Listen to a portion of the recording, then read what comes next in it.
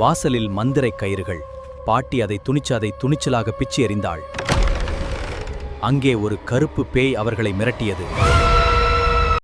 Smoking causes cancer. Smoking kills. புகைப்பிடித்தல் புற்றுநோயை உண்டாக்கும் மற்றும் உயிரை கொல்லும். Consumption of alcohol is injurious to health. மது அருந்துதல் உடல்நலத்திற்கு கேடு. Subscriber real life incident inspired by subscribers. இந்த சந்தாதாரர்களின் உண்மை பேசும் சம்பவம் உங்களால் உருவாக்கப்பட்டவை.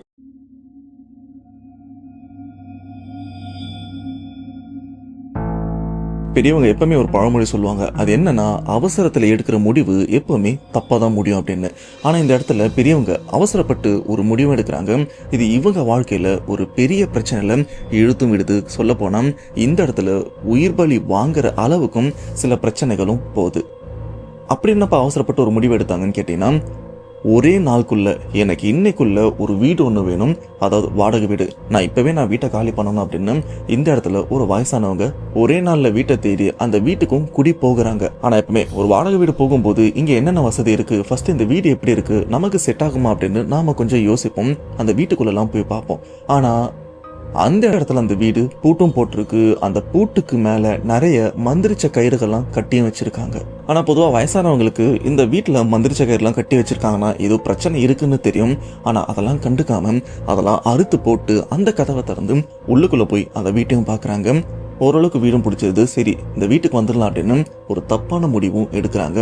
அங்கிருந்து தான் பிரச்சனையும் ஆரம்பிக்குது. ஸோ இந்த பிரச்சனையோட முடிவில் இவங்களுக்கு என்னாச்சு, எதனால இந்த வீட்டை இவங்க தேடி வந்தாங்க, அண்ட் என்னென்ன விளைவுகளை இவங்க சந்திச்சாங்க அப்படின்னு சென்னையில் நடந்த ஒரு உண்மை பேய் சம்பவத்தை பற்றி தான் இப்போ நாம பார்க்க போகிறோம். ஆனால் அதுக்கு முன்னாடி இந்த மாதிரி பேய் சம்பவம் உங்கள் வாழ்க்கையில் நடந்திருக்கா, அப்படி நடந்ததுன்னா அதை நீங்கள் என்கிட்ட ஷேர் பண்ணணும்னு நினச்சிங்கன்னா டிஸ்பிளேல தெரியுற இந்த வாட்ஸ்அப் நம்பருக்கு உங்கள் லைஃப்பில் நடந்த அந்த பேய் சம்பவத்தை ஒரு வாய்ஸ் நோட்டாக எனக்கு நீங்கள் ஷேர் பண்ணுங்க. அப்படி நீங்கள் ஷேர் பண்ணுறது உண்மை சம்பவம் உண்மையிலே தெரியலீங்க வந்து நான் கண்டிப்பாக நம்ம சேனலில் போஸ்ட் பண்ணுறேன். ஸோ அப்போ நம்ம வீடியோவில் போகலாம். நீங்கள் நம்ம சேனல் புதுசாக மறக்காம சேனல் சப்ஸ்கிரைப் பண்ணுங்கள், பெல் பட்டன் கிளிக் பண்ணுங்கள். இப்போ நம்ம வீடியோவில் போகலாம்.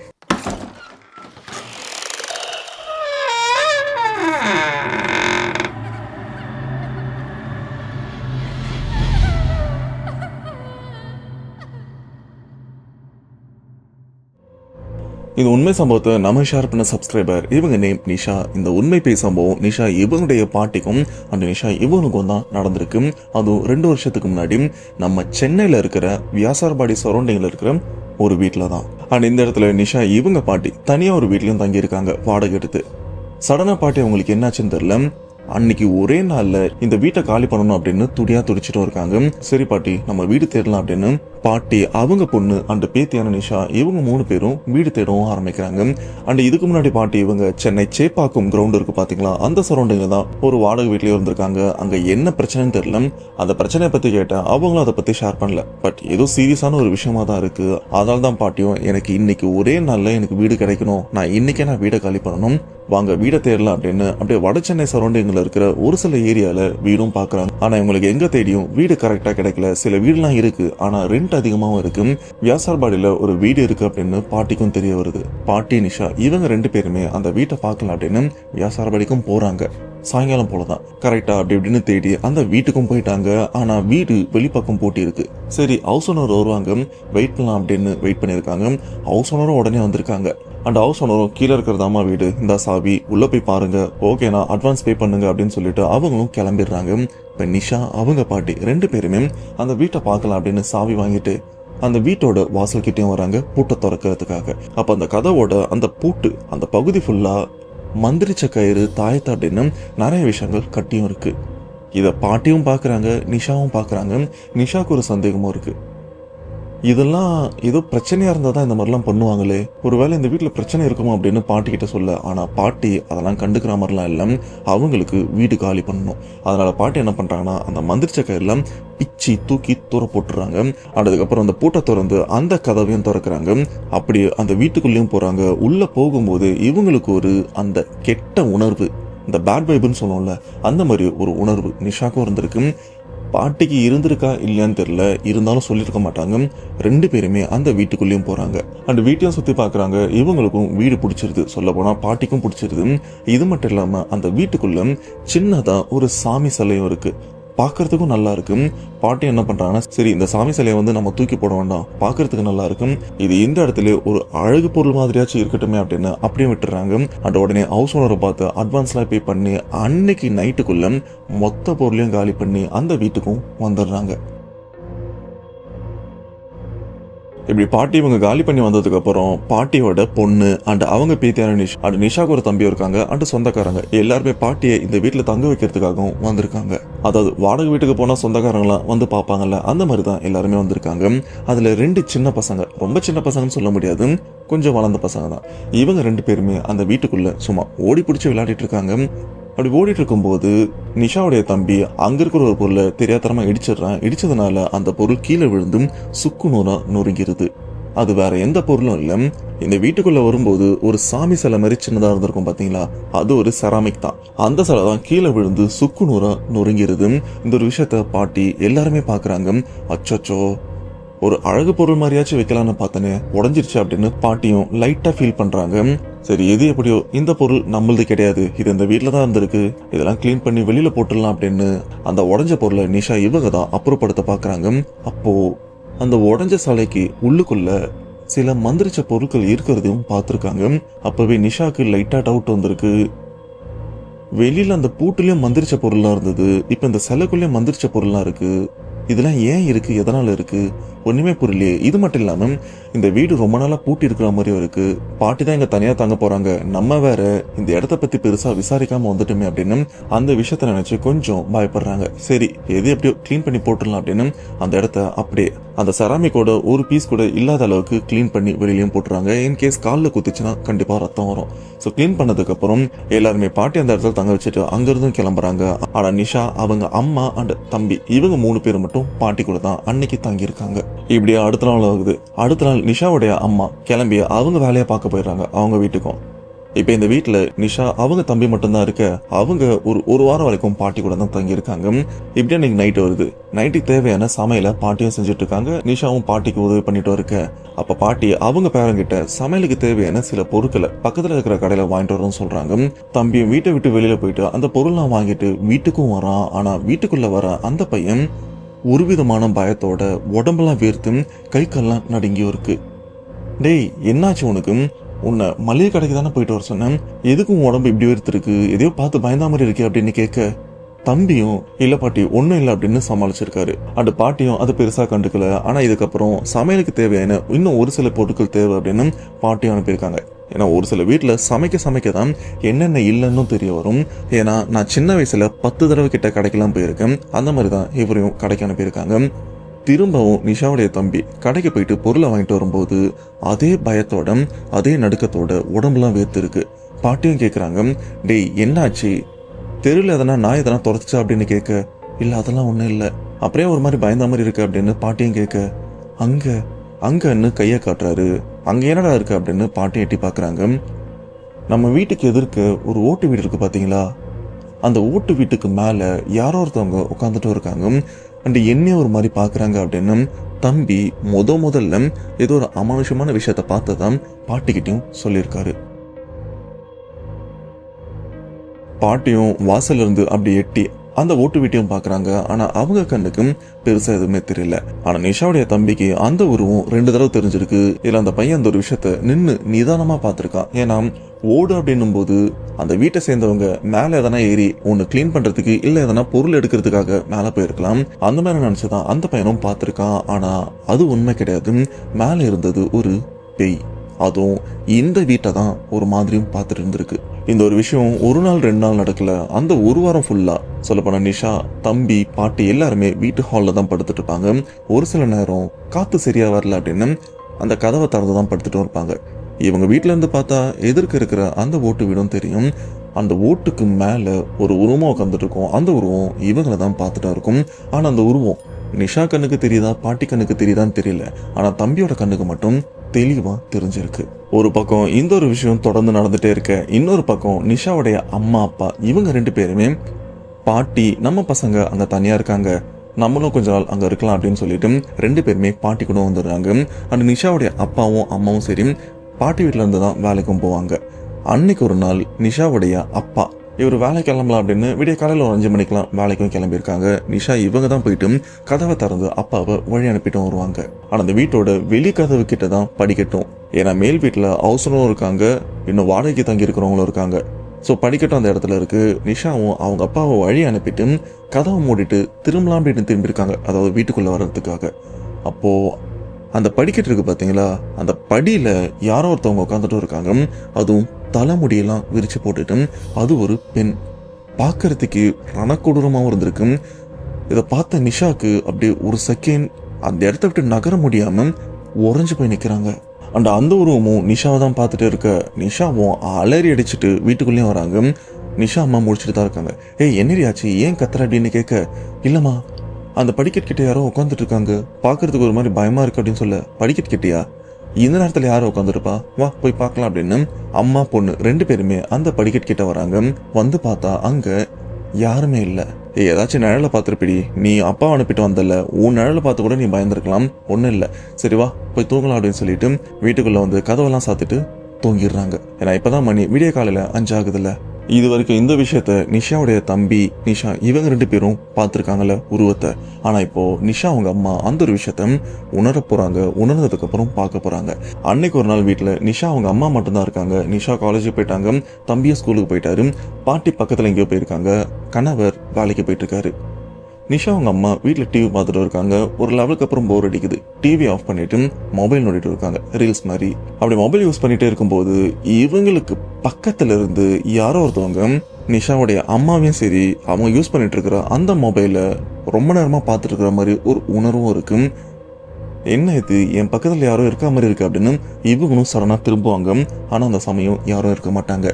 திரும்ப மொபைல் நோண்டும் போது இவங்களுக்கு பக்கத்துல யாரோ ஒருத்தவங்க கொஞ்சம் நெருங்கி நின்று இவங்களே பார்த்துட்டு இருக்கிற ஒரு உணர்வு ரொம்பவே தெளிவா உணர்ந்திருக்காங்க.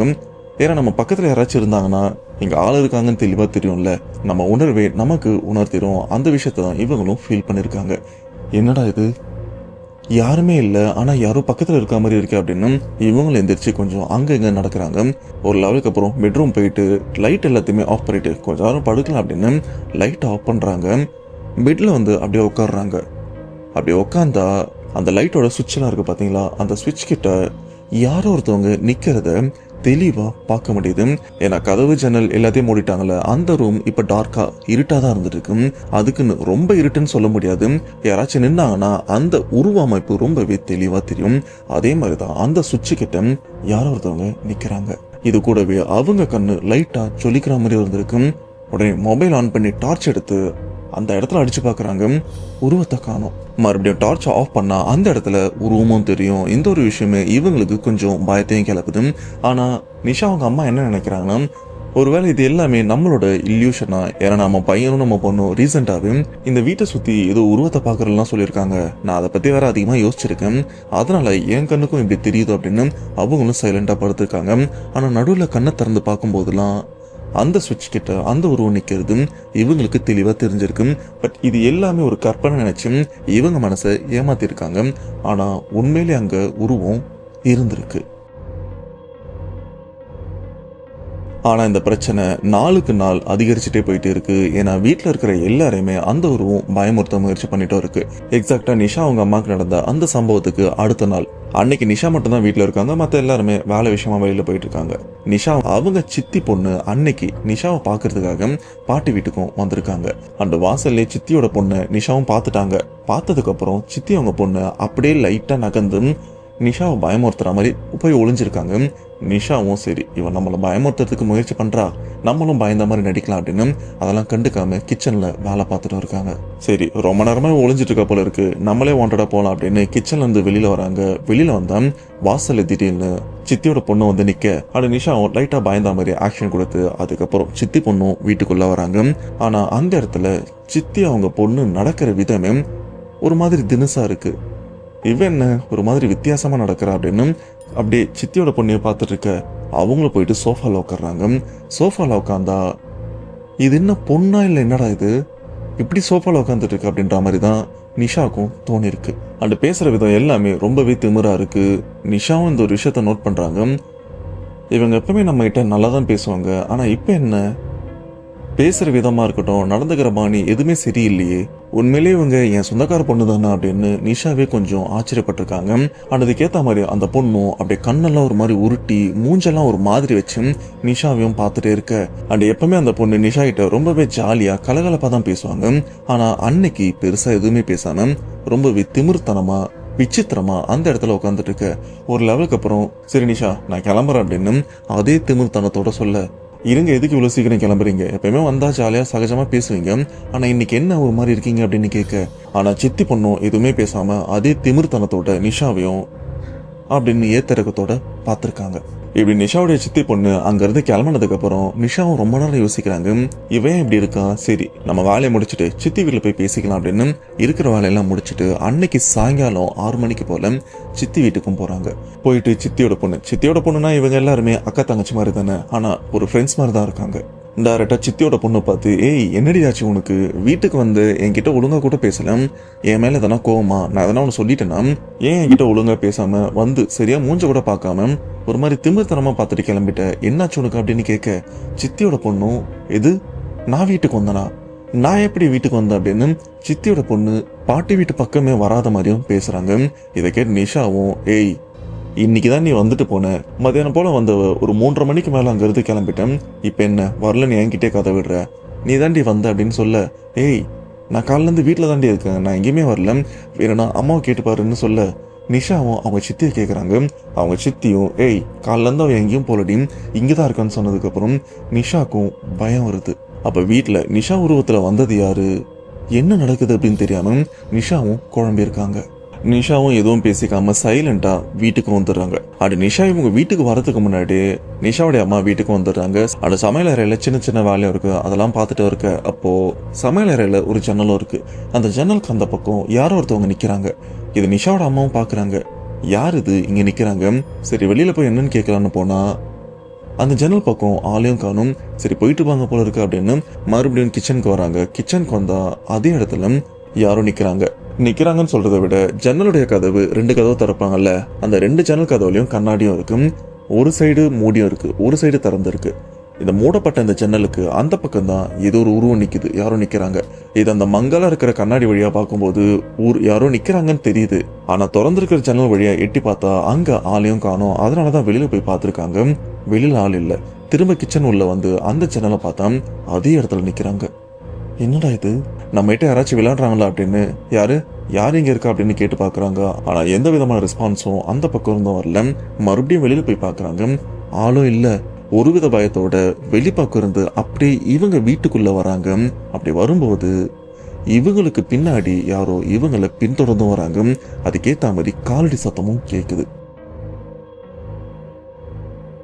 நிஷாவோட அம்மாவும் நடக்கிறத அப்படியே நிறுத்திட்டு பொறுமையா பயத்தோட திரும்பி பாக்குறாங்க. அப்படி திரும்புற வரைக்கும் பின்பக்கத்துல மங்கலான உருவத்துல ஏதோ ஒண்ணு நிக்கிறது ரொம்பவே தெளிவா தெரிஞ்சிருக்கு. ஆனா நல்லா திரும்பி பார்த்தா அந்த இடத்துல யாருமே இல்ல. நிஷாவோட அம்மாவுக்கு கிளியரா புரிஞ்சிருச்சு இந்த இடத்துல பிரச்சனை இருக்கு அப்படின்னு.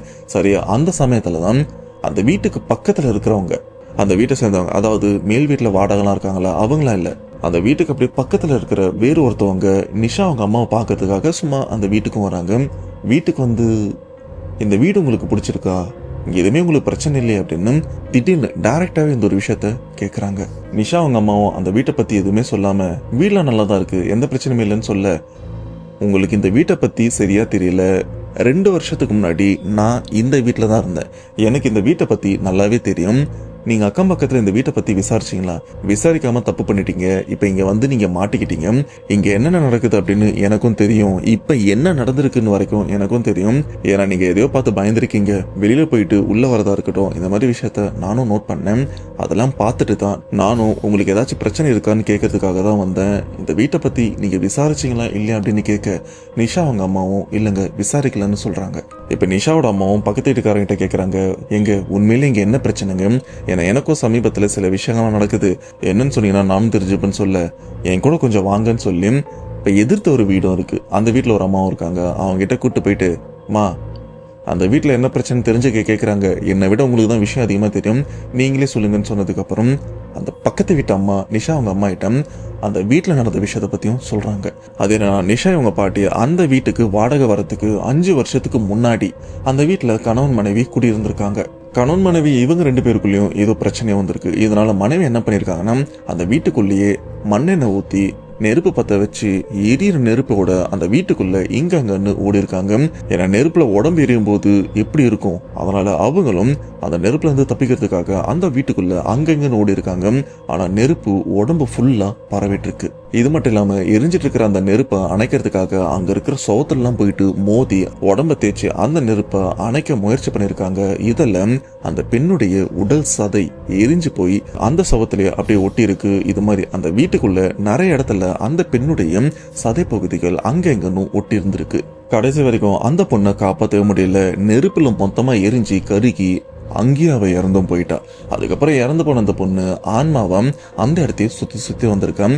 அதுக்கேற்ற மாதிரி அந்த ஓனரும் சில விஷயங்கள்லாம் பண்ணி அதை சரி பண்ண முயற்சி பண்ணியிருக்காங்க. ஆனா எதுவுமே கை கொடுக்கல. ஆனா மாந்திரிகள்லாம் வச்சு சில விஷயம் பண்ணதுக்கு அப்புறம் எந்த பிரச்சனையுமே இருக்காதுன்னு நினைச்சுதான் இப்போ ஒன்று கூப்பிட்டு வந்தாங்களே இந்த அம்மா, இவங்களும் அந்த வீட்டுக்கு குடி வந்திருக்காங்க. 2 வருஷத்துக்கு முன்னாடி இருந்துன்னு சொன்னாங்களே அவங்களும் அந்த வீட்டுக்கு வந்திருக்காங்க. ஆனா ஒரு வாரம் கூட அவங்களால அந்த வீட்டுக்குள்ள இருக்க முடியல. உடனே வீட்டை காலி பண்ணிருக்காங்க. உங்க வீட்டுல வேற சின்ன பசங்களா இருக்காங்க, பிரச்சனை எதனா ஆகுறதுக்கு முன்னாடி தயவு செஞ்சு அந்த வீட்டை காலி பண்றீங்கன்னு சொல்ல நிஷாவுடைய அம்மாவும் இந்த ஒரு விஷயத்த கேட்டுட்டு சரிங்க நான் அதை பத்தி வீட்டுல பேசுறான்ட்டு அங்க இருந்து அப்படியே அவங்க வீட்டுக்கு வந்துடுறாங்க. நிஷா அவங்க அம்மா அவங்க கணவர்கிட்ட நடந்த விஷயத்த பத்தி பேசுறாங்க.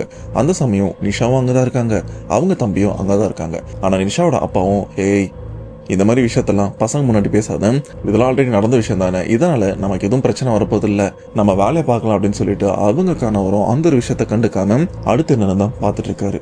இது மட்டும் இல்லாம இந்த வீட்டுக்கு வந்ததுக்கு அப்புறம் நிஷாவுடைய அம்மாக்கும் சரி அப்பாவுக்கும் தேவையில்லாம நிறைய விஷயத்துல சண்டை வந்துட்டும் இருக்கு.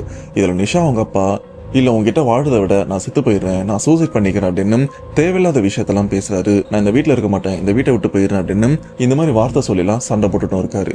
இத பக்கத்து வீட்டுல இருக்கிற அந்த அக்காவும் கேட்டிருக்காங்க. கேட்டு ஒரு நாள் நிஷா அவங்க அம்மா கிட்ட இந்த ஒரு விஷயத்த பத்தி, நீங்க 2 பேருமே சண்டை போடுறீங்கன்னு தெரியும், கணவன் மனைவிக்குள்ள சண்டை வர்றது பெரிய பிரச்சனை இல்லை, ஆனா நீங்க 2 பேருமே போடுற சண்டை எப்படி திரும்ப இருக்கு, இதுக்கு முன்னாடி இந்த வீட்டுல இறந்து போன பொண்ணு அவங்க கணவர் எந்த மாதிரி சண்டை போடுவாங்களோ அப்படிதான் நீங்க 2 பேருமே இப்ப சண்டை போட்டுட்டு இருக்கீங்க. இதுக்கு முன்னாடி செத்து போன பொண்ணுடைய கணவரும் நான் இந்த வீட்டை விட்டு போயிடுறேன், நான் தற்கொலை பண்ணிக்கிறேன் அப்படின்னு தேவையில்லாத வார்த்தைகள்லாம் சொல்லுவாரு. அதே மாதிரிதான் உன் கணவரும் சண்டை போட்டுட்டும் இருக்காரு. இந்த அறிகுறிலாம் பார்க்கும்போது ஏதோ பிரச்சனை முடிகிற மாதிரி இருக்கு, தயவு செஞ்சு சொல்றேன் இந்த வீட்டை காலி பண்ணிருங்க அப்படின்னு பக்கத்து வீட்டுல இருக்கிறவங்க கொஞ்சம் கொஞ்சமா எச்சரிக்கிறாங்க. ஆனா அதெல்லாம் கேட்காம தான் இருந்திருக்காங்க. இப்படி அன்னைக்கு நைட்டு போல கிச்சன்ல இருக்கிற பாத்திரத்தை எல்லாத்தையுமே நிஷா இவங்க தான் கழுவிட்டு இருக்காங்க. அப்படி கழுவிட்டு இருக்கும்போது மேல் வீட்டுல இருந்து ஒருத்தவங்க நிஷாவோட பேரு சொல்லி, நிஷா மேல வாமா, பாப்பாக்கு பர்த்டே, கேக் வெட்டலாம் அப்படின்னு கூப்பிட, அட இது மேல் வீட்டு ஆண்டியோட குரலாச்சு, ஆண்டி நான் வரேன் கொஞ்ச நேரம் இருங்க இந்த வேலையை முடிச்சுட்டு வரேன்னு சொல்ல, அதுக்கப்புறம் மேல இருக்கிற அந்த ஆண்டியோட சத்தமும் இல்லை. நிஷாவும் வேலையை முடிச்சுட்டு அப்படியே படி ஏறியும் போறாங்க. ஃபர்ஸ்ட் ஃப்ளோரு, செகண்ட் ஃப்ளோரு அப்படின்னு போறாங்க. இதுல இந்த ஃபர்ஸ்ட் ஃப்ளோர் செகண்ட் ஃப்ளோர்லாம் தாண்டி போகும்போது ஏதோ நெருப்புல மாட்டின மாதிரி ஒரு ஃபீலும் நிஷாக்கு இருந்திருக்கு. ஏன்னா அந்த அளவுக்கு அந்த இடத்துல அனல் இருந்திருக்கு. என்னடா இது, கீழே நம்ம இருக்கிற இடத்துலலாம் அனலே இல்லாம நார்மலா இருக்கு, ஆனா ஃபர்ஸ்ட் ஃப்ளோர் செகண்ட் ஃப்ளோர்ல எல்லாம் ஏதோ நெருப்புல மாட்டாம மாதிரி இருக்கு அப்படின்னு அந்த அளவுக்கு அனலை உணர்ந்திருக்காங்க. அண்ட் அந்த ஆண்டியும் மாடி தானே வர சொன்னாங்க, சரி நம்மளும் மாடிக்கு போகலாம் அப்படின்னு மொட்டை மாடியோட அந்த கதவை திறக்கிறாங்க. கதவை திறந்தா ஏதோ இந்த நெருப்புல எரிஞ்ச பேப்பர்லாம் கருகி போய் அங்கங்கன்னு பறக்கும் பாத்தீங்களா, அந்த மாதிரி அந்த பேப்பர்லாம் இவங்க மூஞ்சில வந்து அடிக்குது. அண்ட் ஒரு மாதிரி கருகுன நாத்தமும் அடிக்குது. சரி எதையோ கொளுத்திருப்பாங்க போல இருக்கு அப்படின்னு நிஷாவும் அந்த மொட்டை மாடியோட அந்த இடத்துல காலடி எடுத்து வைக்கிறாங்க. அப்படி எடுத்து வைக்கும் போது அந்த இடத்துல ஒரு பெண்ணுடைய அழுகுரலும் கேக்குது.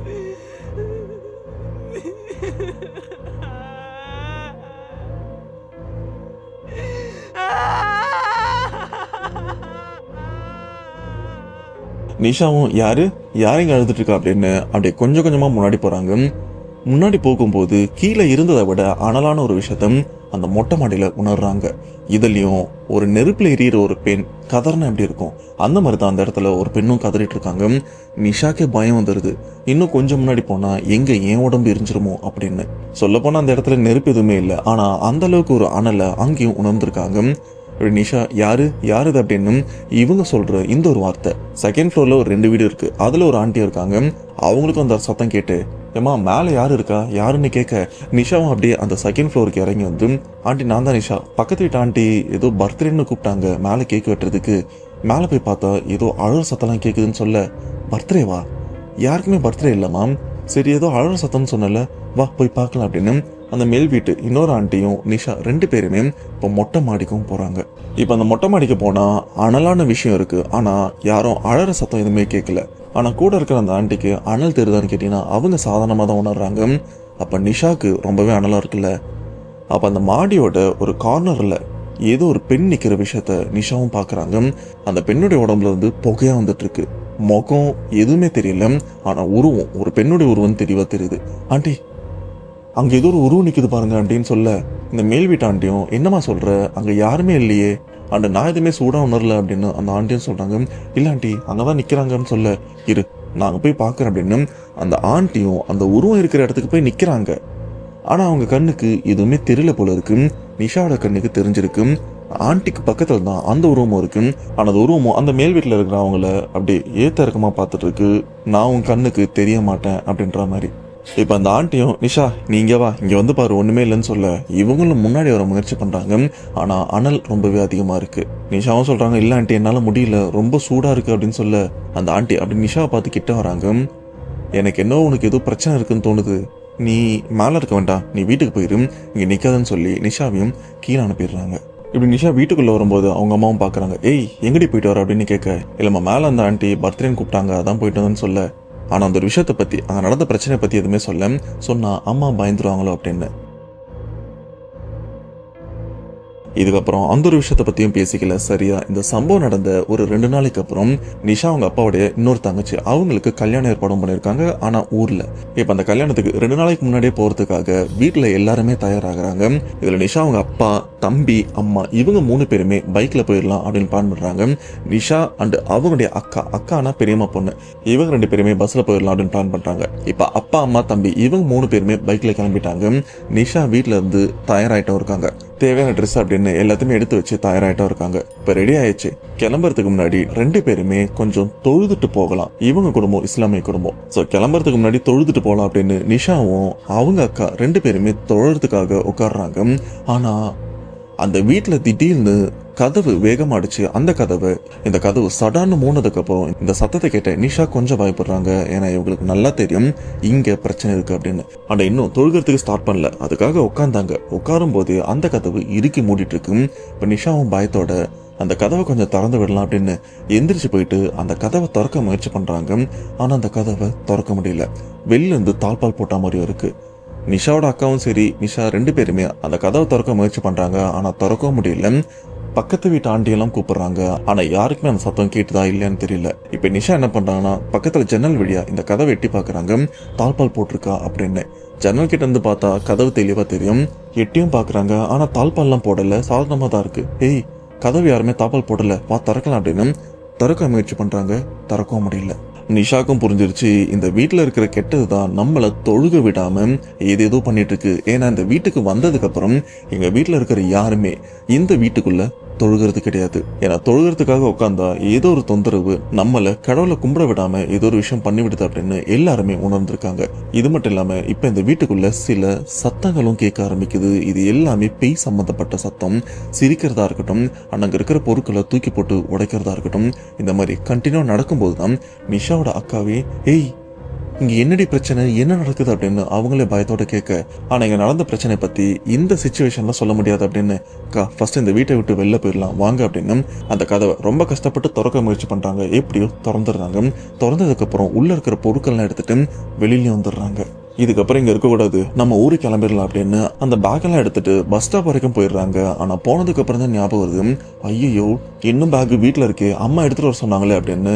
சரி போய் எடுத்துட்டு வந்துடலாம் அப்படின்னு மறுபடியும் பயத்தோட வீட்டுக்கிட்டே வராங்க. ஆனா வர வழியில மழையும் பெய்யுது. எப்படியோ வீட்டுக்கிட்டே வந்துடுறாங்க. வந்து பார்த்தா வீட்டு வாசல்ல அப்பாவோட பைக்கும் நிக்குது. என்ன இது அப்பாவோட பைக் மாதிரி இருக்கு அப்படின்னு நம்பர் பிளேட்டையும் பாக்குறாங்க. அப்பாவோட வண்டி தான். அப்ப நிஷா என்ன சொல்றாங்கன்னா, அக்கா நான் வீட்டுக்குள்ள வரல, நான் வீட்டோட கதவை மட்டும் திறந்த மாதிரி பிடிச்சிக்கிறேன், நீ உள்ள போயிட்டு அப்பா அம்மாலாம் இருக்காங்கன்னு பாத்துக்கோ, ஏன்னா நான் உள்ள போனேன்னா கதவு இறுக்கி மூட்டுமோன்னு ஒரு பயம் இருக்கு, நான் வெளியில இருந்து கதவை பாத்துக்கிறேன், நீ உள்ள போயிட்டு இருக்காங்களான்னு பாருன்னு சொன்னதுக்கு அப்புறம் நிஷாவுடைய அக்கா வீட்டுக்குள்ளேயும் போறாங்க. வீட்டுக்குள்ள போனா நிஷாவுடைய அம்மா, அப்பா, தம்பி 3 பேருமே இருக்காங்க. அப்ப நிஷாவுடைய அம்மாவும் ஏய் நீங்க என்னடி நீங்க இன்னும் கிளம்பல அப்படின்னு கேட்க, இல்லம்மா பேக் மறந்துட்டோம் அதான் எடுக்க வந்தோன்னு சொல்ல, ஆமா நீங்க பைக்ல தானே போனீங்க, நீங்க ரிட்டர்ன் வந்தீங்க அப்படின்னு நிஷாவும் கேட்குறாங்க. அதான் மழை பெய்யுதுன்னு தெரியல, 3 பேரால் எப்படி பைக்ல போக முடியும், சரி அதான் பைக்கை நிறுத்திட்டு நாங்களும் பஸ்ல போயிடலான்னு வந்தோம். ஆமா என்னாச்சு, 2 பேருமே ஏதோ பயந்த மாதிரி இருக்கீங்களே, என்ன பிரச்சனை அப்படின்னு கேட்க 2 பேருமே வாய மூடின்னு அமைதியா இருக்காங்க. ஆனா ரொம்ப நோண்டி கேட்டதுக்கு அப்புறம் நிஷாவும் அவங்க அக்காவும் விஷயத்த சொல்லிடுறாங்க. இந்த வீட்டுக்குள்ள நாங்க பேய பார்த்தோம் அப்படின்னு. ஏய் என்னடி சொல்ற, என்னாச்சு அப்படின்னு கேட்க, இல்லம்மா நாங்க கிளம்புறதுக்கு முன்னாடி கொஞ்சம் தொழுதுட்டு போலான்னு தொழ உட்காந்தோம், அப்போ கதவு சடான்னு சாத்திருச்சு. நானும் தொழுக ஸ்டார்ட் பண்ணல, சரி கதவை போய் திறந்து வச்சிடலாம், ஏன்னா ரீசெண்டா இங்க பிரச்சனையா இருக்கு அப்படின்னு கதவை திறந்து வைக்க போனேன். ஆனா கதவை திறக்க முடியல, வெளியில தாழ்பால் போட்ட மாதிரியா இருக்கு, இதுக்கு நடுவில் வீட்டுக்குள்ள அழற சத்தம் அது இதுன்னு நிறைய கேட்டிருக்கு. கடைசியா அந்த கதவை திறந்துட்டு நாங்க வெளியில போகும்போது வீட்டுக்குள்ள ஒரு கொடூரமான உருவத்தையும் பார்த்தோம். அது ஒரு பெண்ணுடைய உருவம், உடம்பெல்லாம் எரிஞ்சு பாக்குறதுக்கு அந்த அளவுக்கு கோரமா இருந்தது. கொஞ்ச நேரம் நாங்க வீட்டுக்குள்ள இருந்தாலும் நாங்க உயிரோட இருந்திருப்போமானே தெரியாது. அவசர அவசரமா இந்த கதவை இழுத்து போட்டுட்டு கையில கிடைச்சதெல்லாம் எடுத்துட்டு பஸ் ஸ்டாப்புக்கும் வந்தோம். அப்பதான் இன்னும் பேக மறந்துட்டோம் அப்படின்னு, சரி அதை எடுத்துட்டு வரலாம் அப்படின்னு ரொம்ப யோசிச்சுதான் இங்கேயும் வந்தோம். பார்த்தா நீங்க இங்க இருக்கீங்க அப்படின்னு விஷயத்த சொன்னதுக்கு அப்புறம் இப்ப அந்த உருவம் இருந்தா அந்த இடத்துல நம்ம உட்காந்துட்டு இருக்கோம் அப்படின்னு நிஷா அவங்க அம்மா இன்னும் பயப்படுறாங்க. அப்ப நிஷா அவங்க அப்பா என்ன சொல்றாருன்னா, ஏய் என்னம்மா பேய்ன்னு சொல்றீங்க, இது வரைக்கும் என் கண்ணுக்கு எந்த உருவமும் தெரியல, எனக்கு எந்த சம்பவமும் நடக்கல, அது என்ன உங்களுக்கு மட்டும் நடக்குது அப்படின்னு கேட்க, ஆனா இந்த இடத்துல இவங்களுக்கு என்ன சொல்றதுன்னு தெரியல, யோ நாங்க பார்த்த விஷயத்த நீ பார்த்தாதான் உனக்கும் புரியும் அப்படின்னு அவங்களும் அமைதியா இருந்திருக்காங்க. இதுக்கப்புறம் ஃபங்க்ஷன்லாம் முடிச்சுட்டு வந்துடுறாங்க. முடிச்சு வந்த கையோட நிஷா அவங்க அம்மா இதுக்கு மேல இந்த வீட்டுல இருக்க கூடாது, வேற வீட்டை பார்க்கலாம் அப்படின்னு அப்படி இப்படின்னு வேற வீட்டையும் பார்த்துடுறாங்க. உடனே வீடு காலி பண்றதுக்கான ஏற்பாடுகளும் நடந்துட்டு இருக்கு. இப்ப இங்க இருக்கிற கொஞ்சம் பொருள் எடுத்துட்டு அம்மா அப்பா மத்தவங்க எல்லாருமே அந்த புது வீட்டுக்கும் போறாங்க. நிஷா இவங்க மட்டும்தான் அந்த வீட்டுல இருக்காங்க. நிஷா வீட்டை கொஞ்சம் பாத்துக்க அப்படின்னு நிஷாவும் அன்னைக்கு தனியா உட்காந்துட்டு இருக்காங்க. தனியா உட்காந்து எதோ யோசிச்சுட்டு இருக்காங்க போல இருக்கு. அப்படி யோசிச்சுட்டே இருக்கும்போது மறுபடியும் காத்து அடிக்காம அந்த வீட்டோட கதவும் சடார்னு சாத்தி லாக் ஆகுது. பயத்துல இவங்களும் எந்திரிச்சு ஓடி போய் அந்த கதவை திறக்க முயற்சி பண்றாங்க. ஆனா அன்னைக்கு மாதிரி அந்த கதவும் வெளிப்பக்கம் தாழ்பால்லாம் போடல, ஆனா ஏதோ ஒண்ணு அந்த பக்கம் இருந்து இடிக்க அந்த கதவை பிடிச்சி திறக்க முடியாத அளவுக்கும் பண்ணிட்டும் இருக்கு. நிஷாவும் ஜன்னல் வழியா பக்கத்து வீட்டாண்டி எல்லாம் கூப்பிடுறாங்க, யாருமே வரல. ஆனா அந்த வீட்டுக்குள்ள ஏதோ உருவம் இருக்கிறத இவங்களும் பார்த்து இன்னும் பயங்கரமா கத்துறாங்க. அப்போ இந்த சத்தம் பக்கத்து வீட்டு ஆண்டி கேட்டுக்க போல இருக்கு. அவங்கள வந்து கதவை திறக்கிறாங்க. நிஷா நீங்க என்ன பண்ற, நீ நேரம் அந்த புது வீட்டுக்கு போயிருப்பேன்னு நினைச்சேன், பூட்டின வீட்டுக்குள்ள நீ என்ன பண்ற அப்படின்னு கேட்க, பூட்டின வீடா ஆண்டி, நான் வீட்டுக்குள்ளதான் இருக்கேன், திடீர்னு கதவை சாத்திடுச்சு, நானும் திறக்க முயற்சி பண்றேன், திறக்க முடியல. அப்படியாம்மா ஏதாச்சும் பசங்க எல்லாம் மூடிட்டு போயிட்டு இருப்பாங்க, சரி நீ எதுக்கு இந்த வீட்டுக்குள்ள தனியா இருக்க, உனக்கு தெரியல இங்க என்ன பிரச்சனை அப்படின்னு, நீ அப்பா அம்மா கூடவே போயிருக்கலாம்னு கேட்க, இல்ல ஆண்டி இங்க பொருள்லாம் இருக்கு, இதெல்லாம் அடிக்க வைக்கணும்னு சொன்னதுக்கு அப்புறம் ஆண்டியும் புரிஞ்சுக்கிறாங்க இவங்க வீட்டு காலி பண்றாங்க, இதுக்கப்புறம் பிரச்சனை இருக்காது அப்படின்னு. அண்ட் இதுக்கப்புறம் கடைசியா சில பொருட்கள்லாம் இருக்கு, இதெல்லாம் எடுக்க முயற்சி பண்றாங்க. ஆனா அந்த வீட்டுக்குள்ள ஒரு ரணகலமே நடந்து முடிஞ்சிருச்சு. அப்பதான் வீட்டுல இருக்கிற எல்லாருக்குமே புரியுது, இங்க இருக்கிற இந்த பெண்ணுடைய ஆன்மா நம்மள இந்த வீட்டை விட்டு காலி பண்ண முடியாத அளவுக்கு ஏதோ பண்ணுது அப்படின்னு. ஏன்னா வீட்டை காலி பண்ணும் போதெல்லாம் ஒரு பிரச்சனை வந்துட்டு இருக்கு. பொருட்களை எடுத்துட்டு இருப்பாங்க, திடீர்னு கதவை சாத்திக்கும், ஏதோ ஒரு உருவம் இவங்களை பயமுறுத்தும். இந்த மாதிரி அந்த வீட்டுல நிஷாவுடைய அப்பாவை தவிர மற்ற எல்லாருக்குமே இந்த ஒரு விஷயம் தொடர்ந்து நடந்துட்டு இருக்கு. ஆனா கடைசியா எப்படியோ கஷ்டப்பட்டு அந்த பொருட்கள்லாம் காலி பண்ணி புது வீட்டுக்கும் போயிடுறாங்க. இப்போ இந்த பழைய வீட்டுக்கும் இவங்களுக்கும் சம்மந்தமே கிடையாது, புது வீட்டுக்கும் போயிடுறாங்க. இப்படி நிஷா இவங்க குடும்பம் வேற வீட்டுக்கு போனதுக்கு அப்புறம் இந்த வீட்டை மறுபடியும் டூலெட் போர்டு போட்டு மாட்டி வச்சிருக்காங்க. சில வடக்கு நண்பர்கள் இந்த வீட்டுல வாடகைக்கும் தங்கியிருக்காங்க. ஆனா முழுசா ஒரு வாரம் கூட அவங்களால அங்க தங்க முடியல. அட்வான்ஸ் கூட வாங்காம எங்களை விட்டா போதும் அப்படின்னு உயிருக்கு பயந்து அந்த இடத்த விட்டும் தப்பிச்சிட்டு இருக்காங்க. ஆனா இதுக்கப்புறம் பிரச்சனை இருக்காதுன்னு நினைச்சு நிஷாவும் புது வீட்டுக்கு போயிருக்காங்கல்ல, அன்னைக்கு நைட்டு இவங்களை பின்தொடர்ந்து இங்க இறந்து போன இந்த பெண்ணுடைய ஆன்மா புது வீட்டுக்கு வந்திருக்கு. இதுல நிஷா இவங்க குடும்பத்தை பயமுறுத்த முயற்சி பண்ணிருக்கு. ஆனா இந்த இடத்துல பழைய வீட்டை பொறுத்த வரைக்கும், அதாவது பேய் இருந்த அந்த வீட்டை பொறுத்த வரைக்கும் நிஷா இவங்க குடும்பம் அந்த வீட்டுல இவங்களால ரொம்ப மாசம் தாக்கு பிடிக்க முடியல, பயந்து வேற வீட்டுக்கும் போயிட்டாங்க. வேற வீட்டுக்கு போனதுக்கு அப்புறம் இங்க இருக்கிற பேய் இவங்களை பயமுறுத்த புது வீட்டுக்கு வந்திருக்குல்ல, அங்க போனதுக்கு அப்புறம் இந்த பேயால அந்த வீட்டை சுத்தி ஒரு வாரம் கூட தாக்கு பிடிக்க முடியல. எது பேயால அந்த இடத்த தாக்கு பிடிக்க முடியல? அப்படி என்ன இடத்துக்கு போயிருக்காங்க அப்படின்னு கேட்டீங்கன்னா, சேம் அதே வடச்சென்னை ஏரியா தான். ஆனா இப்ப வீடு பார்த்துருக்கிற வீட்டுக்கு பக்கத்திலே பாத்தீங்கன்னா மசூதியும் இருக்கு. இது மட்டும் இல்லாம அந்த இடத்துல நிறைய குடும்பத்தை சேர்ந்தவங்க மந்திரிக்கிறதுக்காகவும் வருவாங்க. ஆனா அந்த இடத்துல இந்த பாங்கெல்லாம் பாடுவாங்க. இது கூடவே அங்க குரான் படிக்கிற அந்த சத்தம் கூட இவங்க வீட்டுக்கு ரொம்பவே தெளிவா கேட்கும். சொல்லப்போனா தர்காக்கு பக்கத்துல தான் வீடு வந்திருக்கு. இந்த குரான் படிக்கிற சத்தம் அந்த பேய்க்கு சுத்தமா பிடிக்காம தாக்கு பிடிக்க முடியாம, சரி இதுக்கப்புறம் இவங்களை எதுவுமே பண்ண முடியாது, நம்ம வீட்டுக்கு போயிட்டு அங்க வரவங்களை பயமுறுத்தலாம் அப்படின்னு மறுபடியும் அந்த பெண் எந்த வீட்டுல இறந்து போனாங்களோ அந்த ஆன்மா அந்த வீட்டுக்கும் போயிருது. ஸ்டில் இப்ப வரைக்கும் அந்த வீடு வாடகைன்னு யாருமே வரல. அந்த வீடு இப்பவும் காலியா தான் இருக்கு. ஸோ இவ்வளவுதான் நிஷா இவங்களும் நமக்கு ஷேர் பண்ணிருக்காங்க. இப்போ அவங்க சேஃபான ஒரு இடத்துல இருக்காங்க, எந்த பிரச்சனையுமே இல்லை. ஸோ இப்போ இந்த சம்பவத்தை கேட்ட வரைக்கும் உங்களுக்கு என்ன தோணுதுன்றது வந்து மறக்காம கமெண்ட் பாக்ஸ்லயும் மென்ஷன் பண்ணுங்க. அவ்வளவுதான் மக்களே, சம்பவம் ஓவர். கண்டிப்பா இந்த சம்பவம் உங்களுக்கு பிடிச்சிருக்குன்னு நம்புறேன். மறக்காம இந்த சம்பவத்தை பத்தி உங்களுடைய கருத்து என்னதுன்னு சொல்லுங்க. தொடர்ந்து இதே மாதிரி உண்மை சம்பவங்களை நம்ம சேனல்ல பார்க்க இந்த மாதிரி பேய் சம்பவங்கள் உங்க வாழ்க்கையிலும் உங்க சுத்தி இருக்கிறவங்க வாழ்க்கையிலும் நடந்ததுன்னா அதை நீங்க என்கிட்ட ஷேர் பண்ணுங்க. ஷேர் பண்ண சம்பவம் உண்மையிலே தெரியலங்க அந்த நான் கண்டிப்பா நம்ம சேனல்ல போஸ்ட் பண்றேன். அப்படியே மறக்காம கீழே சப்ஸ்கிரைப் பட்டன் இருக்கும், சப்ஸ்கிரைப் பண்ணாதான் இந்த மாதிரி நான் போஸ்ட் பண்ற உண்மை சம்பவங்கள் உங்களுக்கு டைம்க்கு வந்து சேரும். ஸோ நெக்ஸ்ட் ஒரு உண்மை சம்பவத்தோட கண்டிப்பா உங்களை வந்து நான் மீட் பண்றேன். அதுவரை உங்களிருந்து விடைபெறுது உங்கள் நான். பாய்.